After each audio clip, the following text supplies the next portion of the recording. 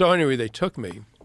My body stayed in compensatory shock for that hour that it took. And but I was losing blood, and then I got to the hospital, and my body couldn't hold compensatory shock anymore, and I went straight into end-stage hemorrhagic shock, which is you're dead in 10 or 15 minutes, right? And I went off a fucking cliff right as we got to the hospital.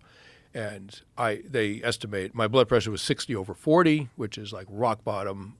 They estimate I lost like 2/3 of my blood.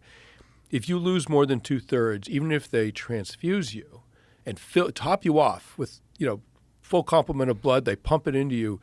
If you lose that much blood, there's complications that happen with coagulants and all kinds of things like that that will kill you. So people can die of blood loss with a full complement of blood that they've gotten from transfusions, just because this chemical process gets initiated and they can't reverse it, right? And that starts to happen when you've lost 2/3 of your blood, which is right where I was at, right?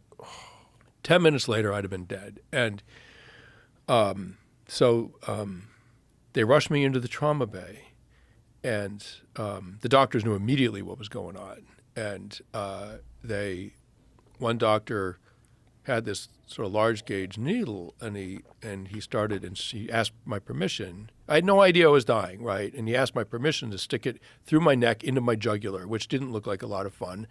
And I was like, really? Is this totally necessary? Like, do we really need to do this? I was like, why? Like, in case there's an emergency? And he was like, no, this is the emergency. Like, I had no idea, right?